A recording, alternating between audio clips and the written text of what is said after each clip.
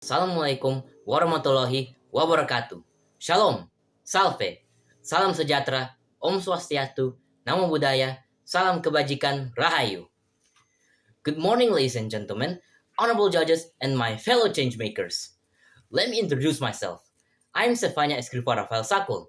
I am a student at the Department of Biology, Faculty of Mathematics, Natural Science, and Earth Science, University of Manado. Let me begin with one simple but powerful question.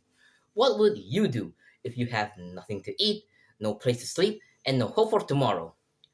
For millions of people around the world, this is not a question for them. It is their daily reality. Today I stand before you all to speak about no poverty. One of the most urgent goals in the Sustainable Development Goals is SDGs. Let me take you into a moment of reality. Right now, at this very second, someone, somewhere in this world, is going to sleep hungry. A child is forced to drop out of school. A family is struggling not for luxury, but simply to survive. This is not a story, this is poverty. According to the World Bank, around 700 million people still live in extreme poverty, surviving on less than $2.5 a day. And in Indonesia, data from Badan Pusat Statistik shows that millions of people are still living below the poverty line, struggling to meet their basic needs. So let me ask you, in a world of such progress and technology, why does poverty still exist? Ladies and gentlemen, poverty is not just about lack of income. It is about a lack of access to education, to healthcare, to opportunities. It is about inequality that continues to grow and systems that fail to protect the most vulnerable. But here's the truth that we often forget. Poverty is not inevitable. Poverty is a choice. If we choose to ignore it, we cannot solve the problem of poverty. We cannot solve poverty by closing our eyes. We cannot end poverty by saying it is not my problem. Because the moment we choose to ignore poverty, we became part of the problem. My friends, we may not be leaders of the day, but we're all decision makers. We decided whether to care or not. We decided to act or remain silent. So what can we do, you may ask?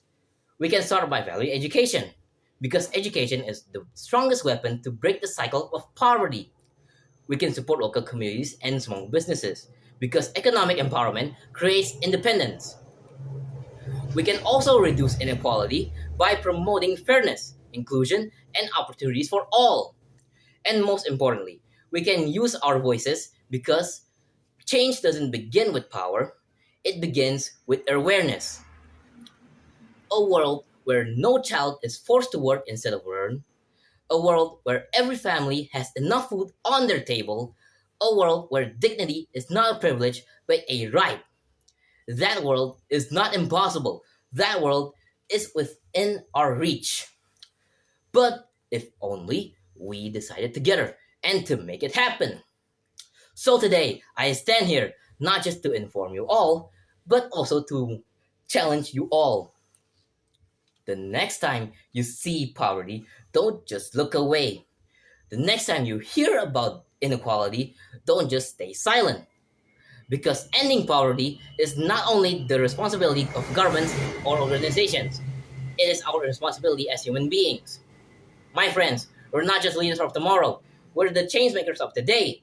Every small action we take is a step closer to a world without poverty. Imagine a future where every child has access to education, where every family has enough to live, and where no one is left behind. That kind of future is not impossible, but it depends on us. So let us not wait. Let's not just stay silent. So let us stand together and say, no more poverty. Not now, not never. Thank you.